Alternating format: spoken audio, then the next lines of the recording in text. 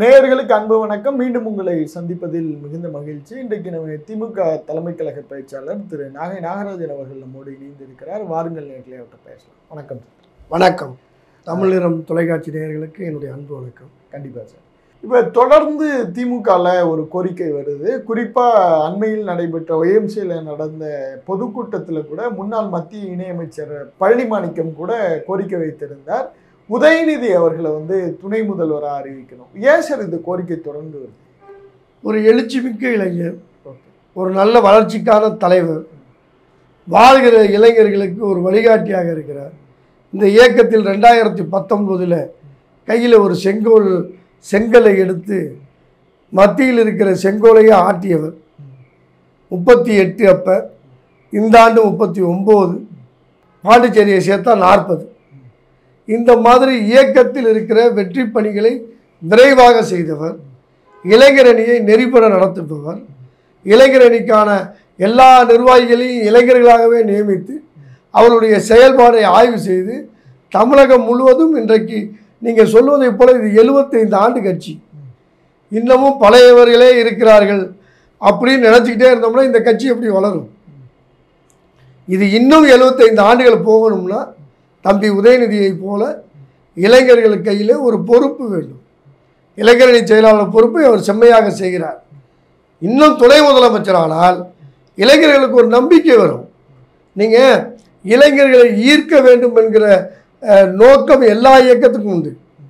இன்றைக்கு இளைஞர்களுடைய அந்த ஈர்ப்பு வெவ்வேறு திசை மாறுகிற பொழுது அதை திராவிடத்தின் பக்கம் கொண்டு வருவதற்கு உதயநிதி தான் உற்ற நண்பர், உற்ற தோழர், உற்ற தலைவர்.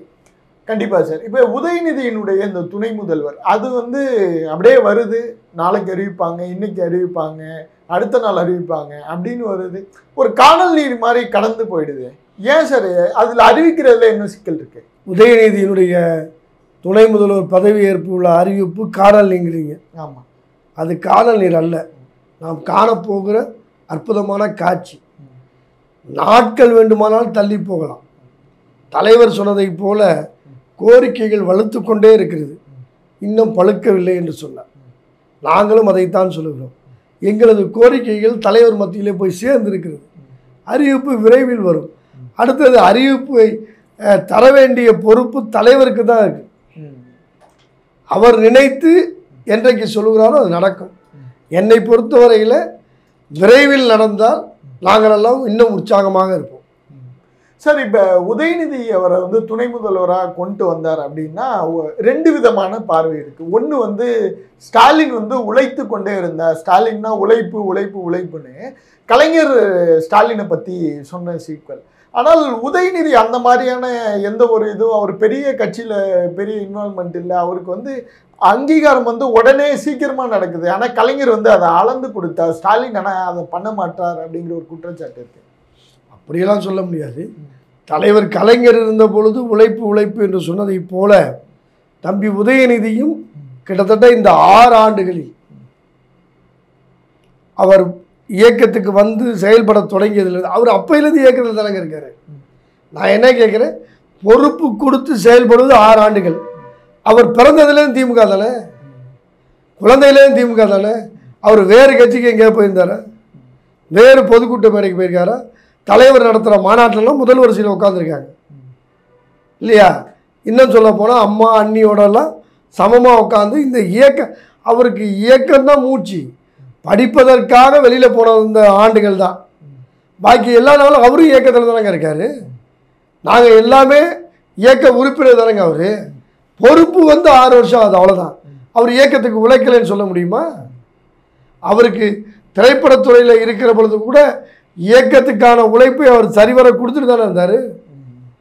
தேர்தல் நேரத்தில் கொளத்தூர் சட்டமன்ற தொகுதியில் போய் ஓட்டு கேட்டிருக்காரு. 2016 தேர்தலில், 2021 தேர்தலில், 16 போய் ஓட்டு கேட்க போகிற பொழுது கூட அவர் திமுக துண்டு போட்டு தான் போனார்.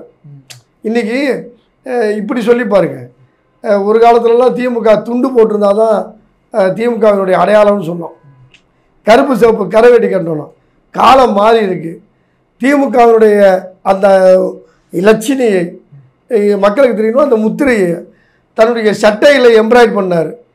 இன்றைக்கி எல்லா இளைஞர்களும் அதை ஃபாலோ பண்ணுறானா இல்லையா? நீங்கள் அதை நான் பல முறை யோசித்து பார்த்தேன். கருப்பு சோப்பு கொடியை போட்டுட்டு, கருப்பு சோப்பு துண்டை போட்டுட்டு, கருப்பு சோப்பு வேட்டியை கட்டிட்டு போனது 75 ஆண்டுகளுக்கு முன்னாடி இருக்கும். இன்றைக்கி அழகாக டிஷர்ட்டில் டிஎம்கே எம்பளம் போட்டுட்டு போகிறப்ப அவனை அடையாளப்படுத்துவதற்கான ஒரு அடையாளத்தை உருவாக்கிய தலைவர் உதயநிதி ஸ்டாலின். திமுககாரர்களுக்கான ஒரு மாற்று அடையாளத்தை கொடுத்தவர் இல்லையா? இன்றைக்கி வயது வித்தியாசம் இல்லாமல் எல்லாரும் எம்பளம் போட்டு சட்டை போடுறோம். கண்டிப்பாக சார். அப்புறம் திமுகவினுடைய பொதுச் செயலாளர் துரைமுருகன் அவர் வந்து இளைஞர்கள் இன்னும் நிறைய தியாகம் பண்ணணும், நிறைய உழைக்கணும் அப்படிங்கிற மாதிரியான ஒரு தொடர் பேச்சை பார்க்க முடியுது. உதயநிதிக்கு ஒரு மெசேஜ் சொல்லிக்கிட்டே இருக்காரோ? அதெல்லாம் கிடையாது. அண்ணன் துரைமுருகன் எப்பொழுதுமே இயக்கத்துக்கான தலைவர். அவர் இளைஞர்கள் இன்னும் தியாகம் செய்ய வேண்டும் என்று அவர் சொன்னதுக்கு காரணம் என்னென்னா, அவர் இளைஞராக இருந்த பொழுது செய்த தியாகம்தான் இந்த இயக்கத்தை ஆட்சி கட்டில் அமர வைத்தது. 1963, 65களில் இந்த நாட்டில் நடந்த மாணவர்களுடைய மொழிப்போர் களத்தை முன்னின்று நடத்திய பெருமை அண்ணன் துரைமுருகனுக்கு சேரும். அண்ணன் துரைமுருகன், எல் கணேசன் போன்ற அவர்களுக்கெல்லாம் மொழிப்போர் கள தளபதினே பேர்.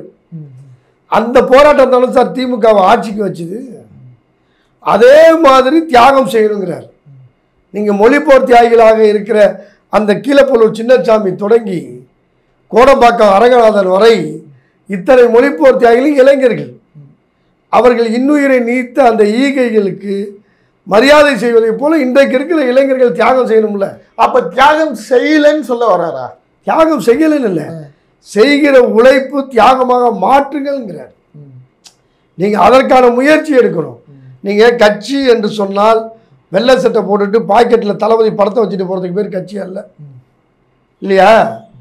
இந்த வெள்ளை சட்டை அழுக்காகணும், இந்த இயக்கத்துக்கு உழைக்கணும். நான்லாம் 84ல் முதலாக கட்சி மேடை பேசுகிறேன். ஓகே, அப்போ எனக்கு வயசு 14. 9ஆம் வகுப்பு படித்து விட்டு 10ஆம் வகுப்பு போகிற தேர்வு நேரத்தில் தலைவர் பிறந்தநாள் கூட்டம் பேசுகிறேன் 84ல். அது எந்த விழா? தலைவருக்கான மணி விழா. 24ல் தலைவர் பிறந்தாரா, 84 மணி விழா. நான் முதலாக பேசியது தலைவருடைய மணி விழா கூட்டம். இப்போ பேசுகிறது நூற்றாண்டு கூட்டம். மணி விழாவிலேருந்து நூற்றாண்டுனா 40 ஆண்டு காலம். நான் எவ்வளோ கஷ்டப்பட்டு இந்த இயக்கத்தில் பயணிச்சுட்டு இருக்கோம் தெரியுமா? இந்த இயக்கத்துக்கு ஒரு சாதாரண தொண்டனாக இருக்கிற நாகராஜனுக்கு கூட அவ்வளோ செஞ்சுருக்கோம். அப்போ இயக்கத்துக்கு வருகிற இளைஞர்கள் அந்த தியாகத்தையும் தொண்டை மதிக்கணும்ல. எனக்கு இருக்கிற அன்பும் பண்பும் அவர்களுக்கு வரணும். அதை இளைஞர்களுக்கு சொல்கிறார். இந்த இயக்கம் கருப்பு சோப்பு கொடிக்கு கீழே நிற்கிற இயக்கம், அதை நீங்கள் அத்தனை பேரும் காப்பாற்றணுங்கிறார். அதில் என்ன தப்புன்னு இல்லை. இப்போ துணை முதல்வராக துரைமுருகனும் வரணும்னு கிளைம் பண்ணுறாரோ, அப்படி எடுத்துக்கலாமா? நீங்கள் அப்படி எப்படி எடுப்பீங்க? இல்லை, எனக்கு ஆசை இருக்குன்னு சொல்கிறாரு. இல்லை, அவர் ஆசை இருக்குன்னு சொல்லலை. நீங்கள் இன்னொன்று புரிஞ்சுக்கணும். இந்த திமுக இயக்கத்தில் தலைவர் கலைஞர் ஆட்சியில் இருந்த பொழுது அண்ணன் துரைமுருகன் மந்திரியாக இருக்கிறார், பொன்முடி மந்திரியாக இருக்கிறார். மூத்த அமைச்சர்கள் எத்தனையோ பேர் இருந்த பொழுது தளபதியைத்தான் துணை முதலமைச்சராக தலைவர் தேர்ந்தெடுத்தார். ஓகே, நினைவு இருக்குதா? தலைவர் கலைஞருடைய ஆட்சியில் துணை முதலமைச்சர் அண்ணன் தளபதி உள்ளாட்சித்துறை அமைச்சராக இருந்து துணை முதல்வராக மாறினார். அப்பயும் துரைமுருகன் அமைச்சர்கள் தானே இருந்தார். அண்ணன் KN இருந்தார்ல, பொன்முடி அண்ணன் இருந்தாங்கல்ல, மூத்த அமைச்சர்கள் இருந்தாங்கல்ல. அப்போ தளபதி வந்தார்ல. அப்போ யாரும் ஆசைப்படலையே, இப்பயும் யாரும் ஆசைப்படலை. இல்லை, அவர் பேட்டியில் சொல்லியிருக்காரு, துணை முதல்வர் கொடுத்தா நான் என்ன வேணாம் நான் சொல்ல போகிறேன் அப்படின்னு சொல்லியிருக்காரு. நீங்கள் யாருக்குமே போய் கேட்டு உங்கள்கிட்ட நாங்கள் கொடுக்குறோம்னு சொன்னால் வேண்டாம் நான் சொல்லிடுவோம். எல்லா மனிதனும் கொடுத்தால் வாங்கி கொள்வார்கள். ஆனால் இன்னொருக்கு கொடுப்பதை அவர் எதிர்த்திருக்காரா, அதை மறுத்திருக்கிறாரா? இல்லை உதயநிதிக்கு தரக்கூடாது அப்படின்னு அவர் சொல்லியிருக்கிறாரா? இல்லை. அதுதான் உண்மை. உதயநிதிக்கு கொடுத்தால் முதலில் வாழ்த்து மாலை போட போகிற மூத்த அமைச்சர்கள் முதலமைச்சர் ஐயா துரைமுருகனாக தான் இருப்பார். கண்டிப்பாக விரைவில் அமைச்சரவை. நீங்கள் துரைமுருகனை வந்து ஆசைப்படுவார்னு சொல்கிறதெல்லாம் அரை அளவு கூட எடுத்துக்க முடியாது. இது ஊடகங்கள் செய்கிற மாயம். ஏன் தெரியுமா? துரைமுருகனுடைய ப்ராக்ரஸ் ரிப்போர்ட்டில் கையெழுத்து போட்ட பெருமை யாருக்கு தெரியுமா உண்டு? கல்லூரி காலத்திலேயே அவருடைய படிப்புக்கு எம்ஜிஆர். எம்ஜிஆருடைய ஆதரவில் படித்து உயர்ந்த மாணவர் துரைமுருகன். ஆனால் எம்ஜிஆர் சட்டசபையில் எழுந்திருச்சு நீ இந்த பக்கம் வர வேண்டாமான்னு கேட்குற பொழுது கூட உங்கள் பக்கம் வரத்துக்காக நான் இங்கே இல்லை, நான் இயக்கத்து பக்கமே தான் இருப்பேன் என்று சொன்ன உறுதியானவர் ஐயா துரைமுருகன். எம்ஜிஆரை விடவா?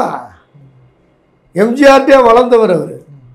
ஆனால் எம்ஜிஆர் இயக்கத்திலேருந்து வெளியில் போனோன்னு எம்ஜிஆர் பின்னாடி போகலையே.